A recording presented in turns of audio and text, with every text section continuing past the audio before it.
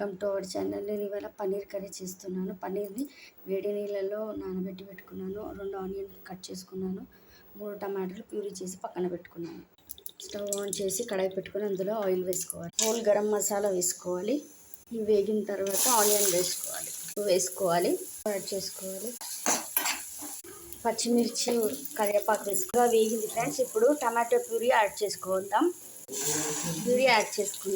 Tomato puree వేసాం కదా, పచ్చి వాసన పోయేంత వరకు ఉడికించుకొని తర్వాత మసాలాస్ యాడ్ చేసుకుందాం.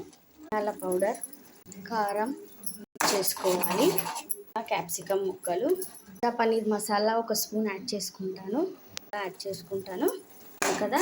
బాద్షా కంపెనీ వాళ్ళ పన్నీర్ మసాలా, అది వెల్లుల్లి పేస్ట్, వాటర్ యాడ్ చేసుకోవాలి.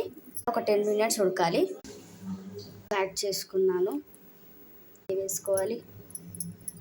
యమ్మీ కర్రీ. బాయ్.